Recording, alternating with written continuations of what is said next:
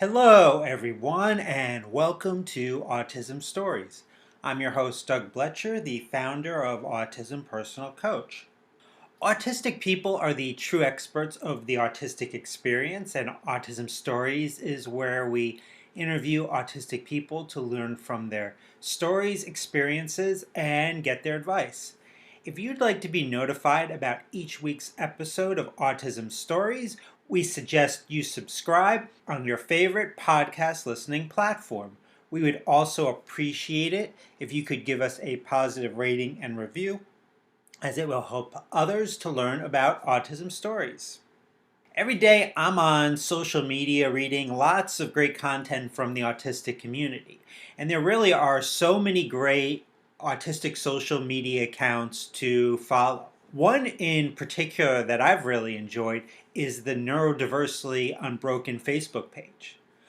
On today's episode of Autism Stories, the creator of that page, Kirsty joins me to discuss why Neurodiversity Unbroken has grown so many followers and why so many autistic people have found it to be helpful in their lives. We hope you enjoy today's conversation. Kirsty, thanks so much for joining us today. You're welcome. Thank you for having me. I want to start off like I do with each episode of Autism Stories and learn, where does your story in the autistic community begin? Okay, well, it didn't officially start until my son's diagnosis. He had a late diagnosis at around the age of 8.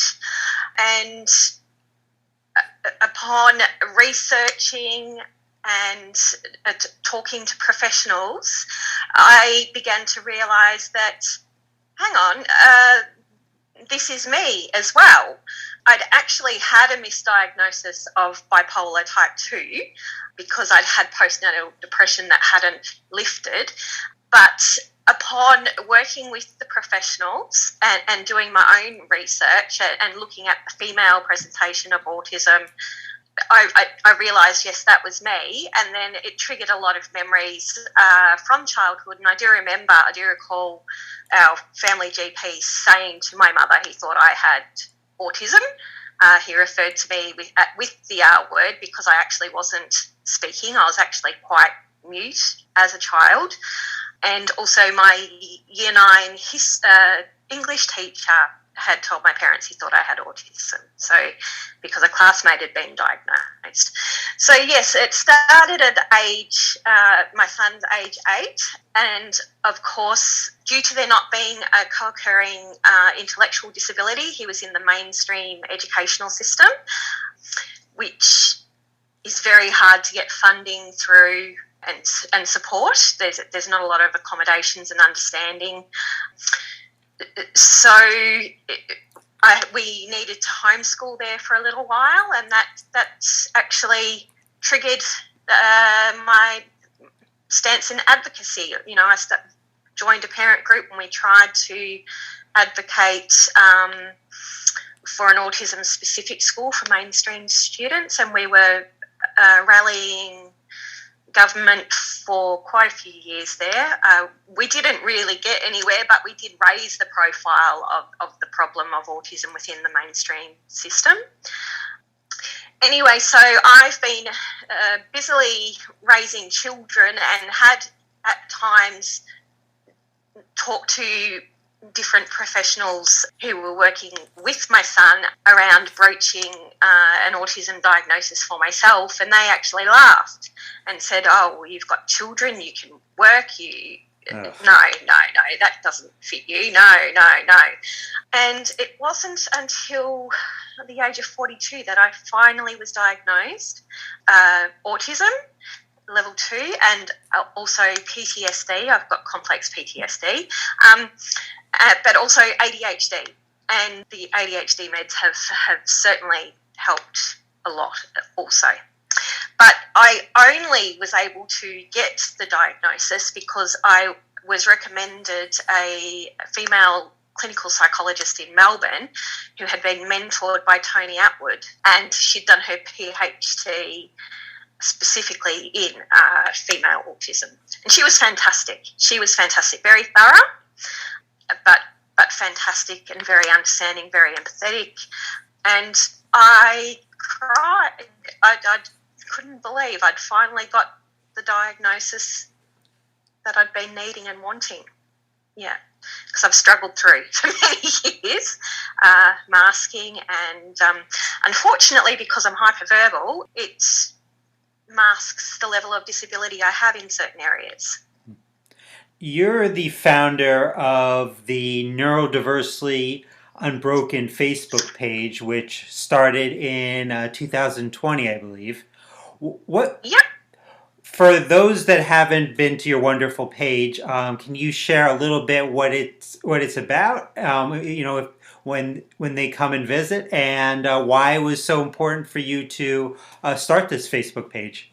Well, initially I started the Facebook page because I was grappling with those around me not understanding the diagnosis, and also invalidating the diagnosis, and also invalidating my need for certain supports and accommodations.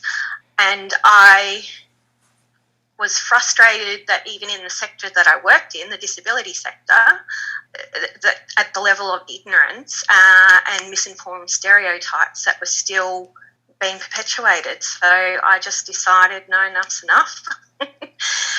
And, I thought I've got so much to give, but it also needs to be that one step removed as well, because I can get a bit intense about it. And this way I am providing information and knowledge, and people can take it or leave it. And I'm not actually being engaged in that, so I'm not getting intense over it. But it was also a cathartic way for me to process what I was going through. I was shocked at the amount of grief my diagnosis actually elicited, but it also has provided me a way to look back on my life in hindsight, and the website also has helped me find my tribe, because I felt like an alien in this world. And the reason I worked in disability, specifically in autism, was so I could be with my neurokin, because I find them the most delightful people to be with. They understand me and I understand them. And I had actually had a participant say to me, "You're just like me." We can identify our neurokin. So I burnt out and I needed to leave my work, and so the website was also a way to engage the community, so I could still be, I could find my own tribe outside of work.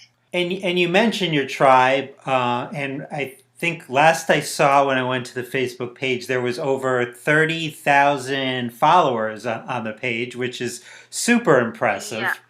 What do you think about Neurodiversely Unbroken that has connected with so many people on that page? Just the struggle.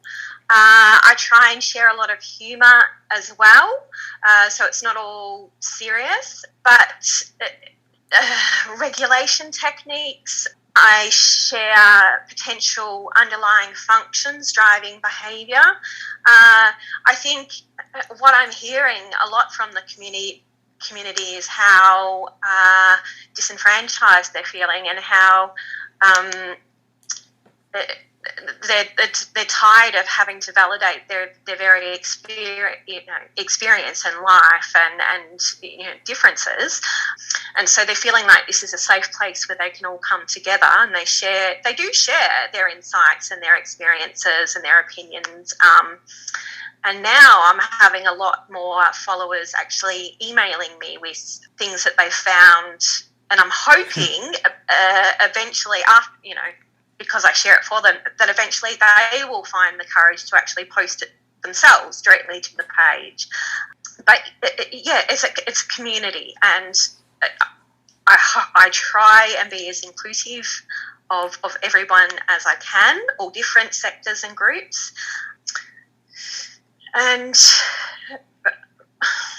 Yeah, there's a lot of parents out there with children in mainstream that are not being understood, and they're feeling isolated due to their support networks not understanding and potentially gaslighting them, as well as the teachers and support staff within, the education setting. So they're getting understanding from me. I mean, I do have a lot of followers private message me, and I welcome that. I may not get to it straight away, but they've said, especially during COVID, it's given them a lifeline, which I find incredibly humbling. The people in the community are amazing. Now, you mentioned on Neurodiversely Unbroken about a special interest of yours that I'm really interested in learning more about, and that is polyvagal theory. Yes. So tell our listeners maybe that might not be aware, what is polyvagal theory and why do you think that it's become a special interest of yours?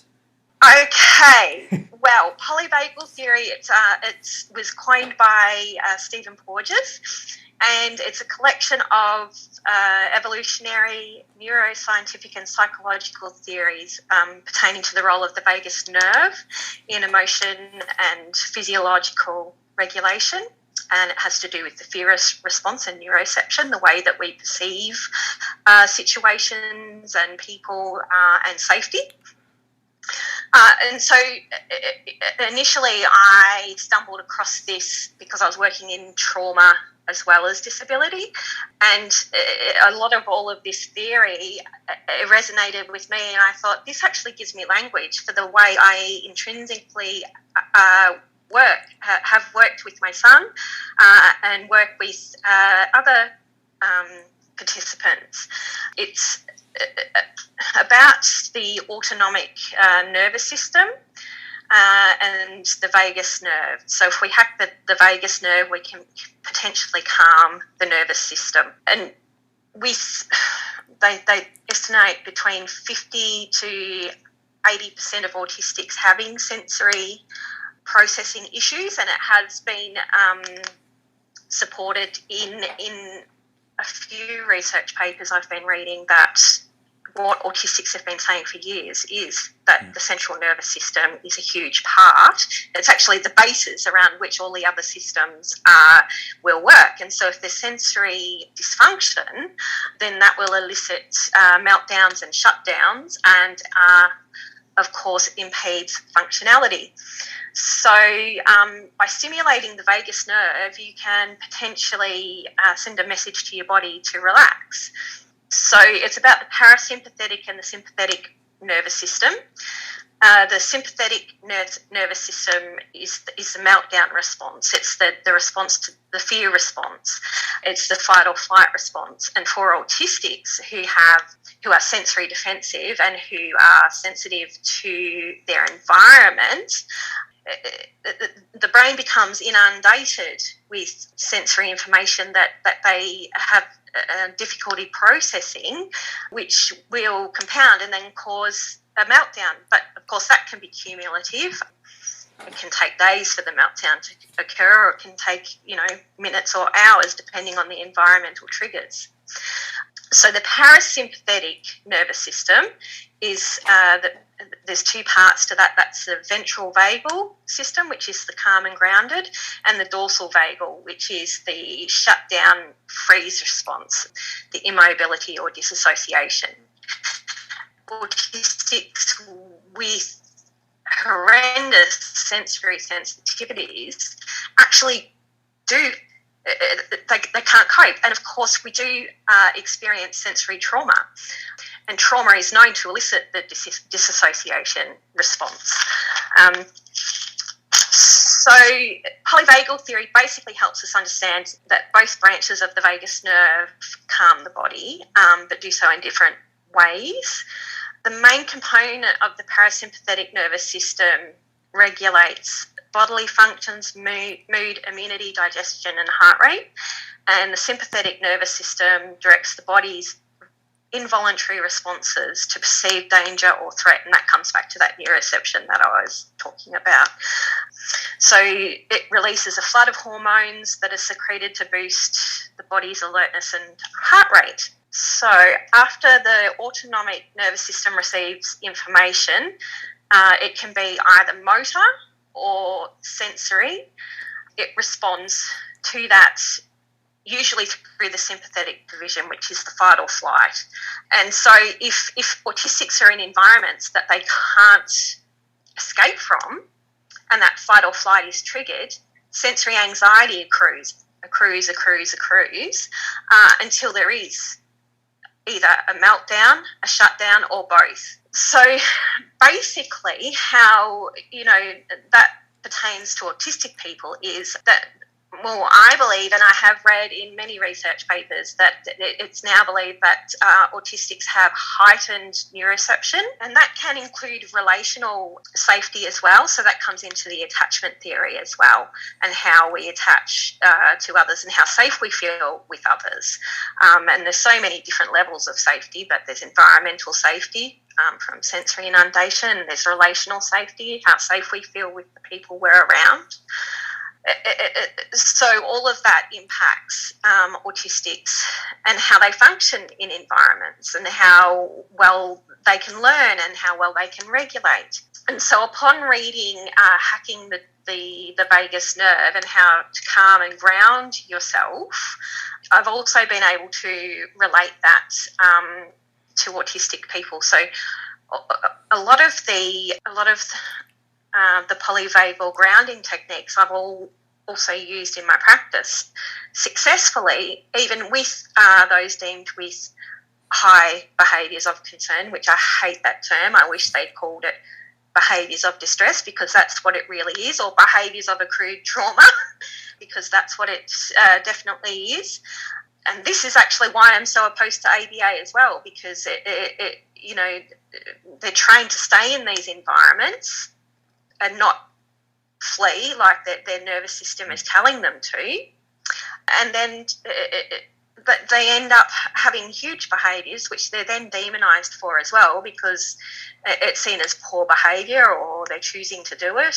So I'm hoping by putting forward, linking the polyvagal theory in it will potentially change how autistics are supported in environments. Because meltdowns and shutdowns, they're traumatic. They're serious brain events. They really are. And they're traumatic, and that trauma compounds as well. And it affects all areas of our life, from communication through to participation and also being understood. So to calm the vagus nerve through sensory seeking or avoiding, sensory input, it depends on your hypoarousal or your hyperarousal. Hyperarousal is your flighty, the fight or flight response. The hypoarousal is the shutdown, disassociation response. So polyvagal techniques that I personally use and have implemented in my practice is cold exposure. I get them to suck on an icy pole or chew ice blocks. I chew ice blocks. I have cold showers.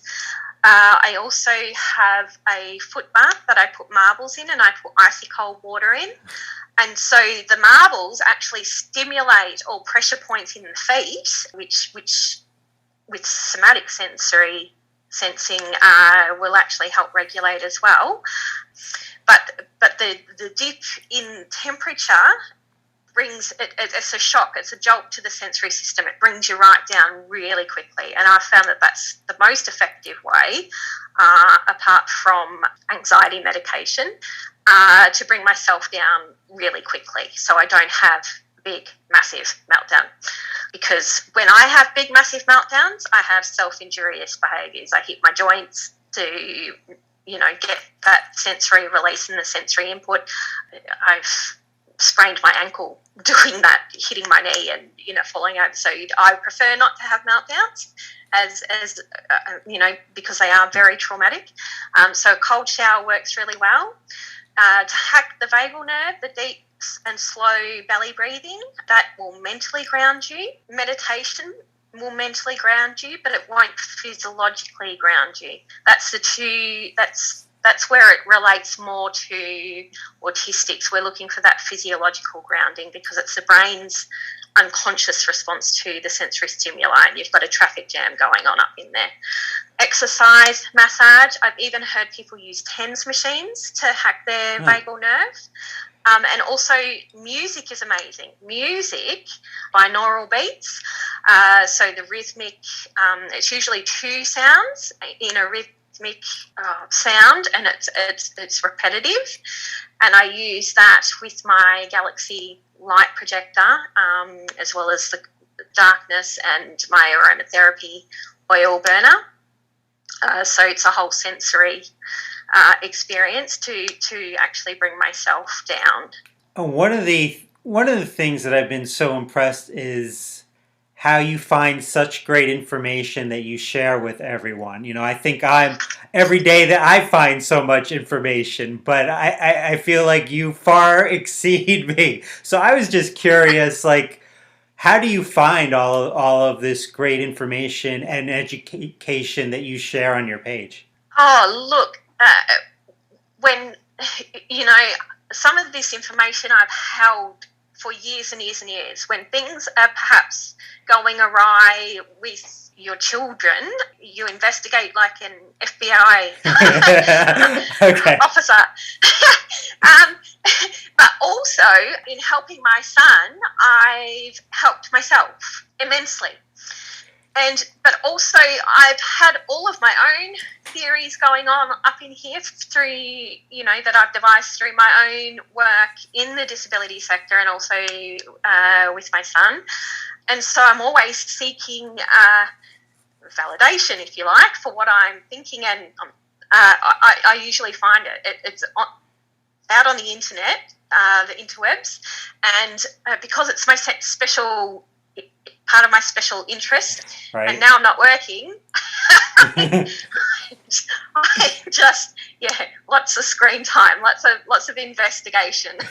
So, and there's also just so many fabulous, amazing autistic advocates out there who are sharing exactly the same sorts of information that I am. So I share what they're sharing as well, because, you don't need to reinvent the wheel if it's already out there. And, special interest for me is in psychology. And so I'm always watching videos or reading about that to just further my knowledge, and also that dopamine seeking for me. It gives me the happy chemicals and, gives my life meaning, and it makes me happy. So that's where all of the information comes from.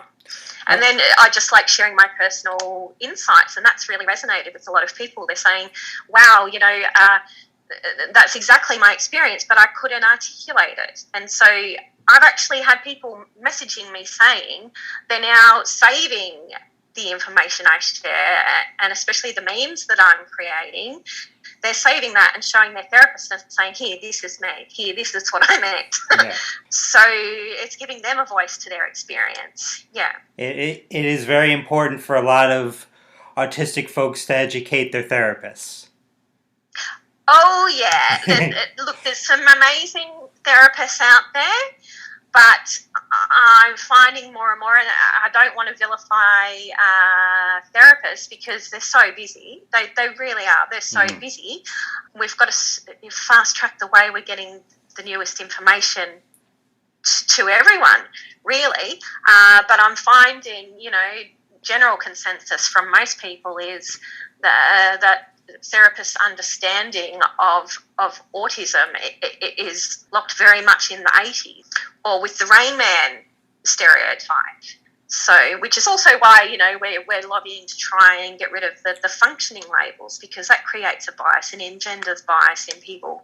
I've had lots of people say to me, you're extremely high functioning, and then that elicits in them that there's no struggle at all. But I think they'd be surprised at the level of underlying disability I have in a lot of areas. And basically, I go to work and come home, and why I was so successful at my work with my participants is because I'm autistic and they're autistic, and I was co-regulating with them, and I was modulating environments with them, and I was teaching regulation strategies. I was supporting regulation strategies, and I was respecting their autonomy also, which when there's an intellectual disability doesn't always happen, unfortunately. So, talking about some of the things that you've shared on Neurodiversity Unbroken, about a month ago, you posted an image about ableist Larry and whole body listening. Can you talk a little bit about ableist Larry and how autistic folks listen with their whole body that I think in many cases isn't recognized? It's not recognised. We actually listen better through stimming. And this is also another reason why I'm so anti-ABA, because they're looking to cease the stimming behaviours, the tics and the hand flapping and the rocking. That all actually helps us, assists us to process and to listen. But sensory issues, people would be surprised at what we observe in our environment, even down to dust particles. They can, on windy days, that drives me nuts, is the dust particles. It's like orbs everywhere. And people say, I don't see anything. But it's because we're so sensitive to our environment that we do listen with our whole body. And that comes back to even somatic experiencing, the sensory experience through the skin, sensing our environment. All of the senses are interconnected, and so if there's one sense that's overwhelmed, then it potentially overwhelms all. And so we can't block out anything. I hear this incessant hum in fluorescent lights, well as they scorch my eyeballs. They deafen me. And it drives me nuts. I can't function. I can't hear. I can't concentrate, because that predominantly is in the background, overriding everything else.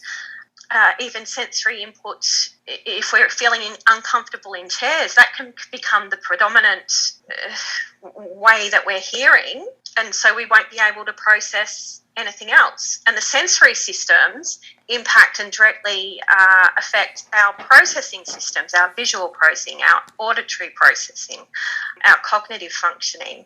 And, you hear people say about this delayed processing, but the delay is actually us processing. For me, I've got a constant visual, screen running in my head like a video. And so when people are talking to me, I'm constantly processing what they're saying into a visual, because that's how I hear. That's how I hear with both my ears and my eyes. So yeah, that's why I share things like Ableist Larry, to try and shift the narrative to neurotypical is not the only way to live, and our stims and our tics and our movements, all of that is part of our communication, is part of our expression, but it's also part of our listening. We need that. We need that input. I've come to the realisation that I read it the other day, somatic dyspraxia, and I need constant pressure sensory input to be able to process anything else, and that comes down to movement as well. So yeah, it's really important. And sometimes I share things like that may seem offensive, to jolt people, to get their attention, to start a discussion, to change the narrative, to get them asking questions, because people, I find predominantly with cognitive dissonance, it takes a shock like that sometimes, and lots of shocks sometimes, and controversy, to get them to challenge their belief systems, challenge what they've always thought they've known. Something else recently that I saw you write about that was interest to me was, well, many things, but this one where you were talking about autistics spending time on the internet or screen time. Sometimes to the point that their neurotypical loved ones may call this a quote unquote addiction. What would you say to neurotypicals about why maybe more screen time than they would prefer their loved ones to have may be so important to their autistic son, daughter, brother, sister, or partner? Primarily for regulation.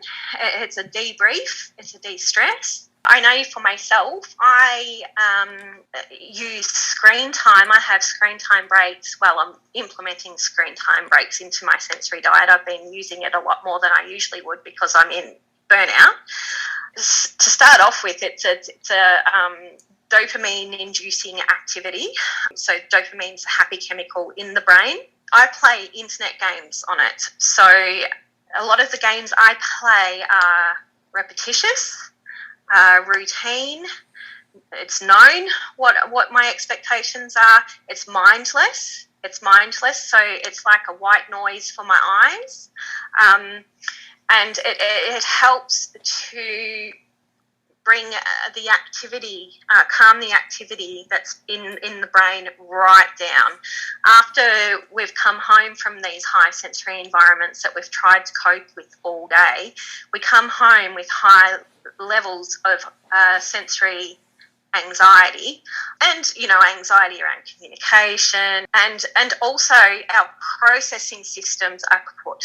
We're exhausted, but we need to be doing something, engaging in an activity that we find enjoyable, but that actually also lifts our brain up, gives it that hit of the happy chemicals, replenishes that because it's deplenished, it degenerates during the day, and that's why it's so important. And a lot of the time, it's part of our special interests. We can find our special interest on the iPad, and that's also engaging in our special interest increases dopamine level, and it also it helps us to rejig all of our systems in a quiet way after a really hairy day. For so many autistics, sleep can be a big challenge.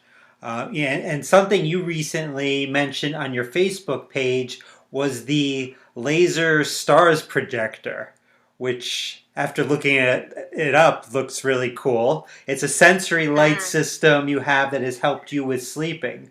For those that might struggle with insomnia, how has this helped you? Well, this is amazing, and I will say we have the NDIS here in Australia, which helps fund equipment for disability-related issues. So I'm so thankful to the NDIA for funding this for me because I couldn't have afforded it otherwise. This is amazing. I watch it at night, doing my belly breathing, have the aromatherapy going, but I also I've got these rain sounds with Zen music going in the background. So it's a whole sensory experience, and I can't sleep in quiet because then I hear noises outside the house. I'd rather have it's like a central sensory focal point, really. So when I wake up now during the night, instead of laying there replaying events from the day, that terrible, awkward conversation, I was misunderstood with that, didn't like how my boss did that, instead of replaying all of those events or potentially getting up and watching TV, which is going to stimulate my brain, which is not what I want, I lay there and I just focus on the lights and the swirly patterns, and again I'll have my music going, and it actually helps lull me back to sleep. Now this is amazing for me. I am having the best sleep of my life, and it's because I've always had insomnia, always. So, I'm also having the best sleep of my life because I'm, following a low arousal sensory diet as well, and I'm not working at the moment. So I'm just, staying at home a lot. But even on the days when I go out, like yesterday, I went out with my cousin to the shops, and there was people everywhere, and there was fluorescent lighting, and it was echoey, and it was, had a great time with her. Came home though, and burny brain and brain's thumping like it's going to burst out of my skull, and I put the lights on for 2 hours, and I would rather utilise this than take an anxiety medication to numb my head. I prefer not to take tablets if I can avoid it. So I laid there for 2 hours listening to my rain sounds, watching the galaxy, and just playing my games on my iPad. And this, of course, is after I've had my cold shower. But so doing all of this, I averted having a big meltdown where I potentially would have harmed myself through, hitting my joints, or, I scream and I lose my voice. Lots of different things. So, it averted a big meltdown yesterday, and then I was able to sleep through last night. Usually after, I've had such activity and my brain is hyper aroused and I'm go, you can't sleep. You don't sleep well. So the amount I'm sleeping at night and the quality of the sleep has improved dramatically, which of course impacts all areas of your life in a positive way. Absolutely. I always say if you do not get a good night's sleep, you're just screwed the next day or the day after that. Oh, you are. Yeah, you are. Don't unmute me. Well, yeah. Well, Kirsty, I really enjoyed the conversation. Thanks so much for making time to talk with me today. Thank you so much for having me. Thanks so much to Kirsty for the conversation. To learn more about the Neurodiversity Unbroken Facebook page, check out the link in the podcast description for this episode. If you'd like to learn beyond this podcast how Autism Personal Coach can help you to reduce your daily overwhelm and get the things that you want in your life, then book a Zoom call with me today. A link to book the call can be found in the podcast description of this episode. If you'd like to be notified about each week's episode of Autism Stories, we definitely suggest you subscribe on your favorite podcast listening platform. We'd also really appreciate it if you could give us a positive rating and review, as it will help others to learn about Autism Stories. On next week's episode of Autism Stories, we will have a conversation about older autistic adults with Eric Unlick. Until then, I'm Doug Bletcher of Autism Personal Coach. Talk to you then.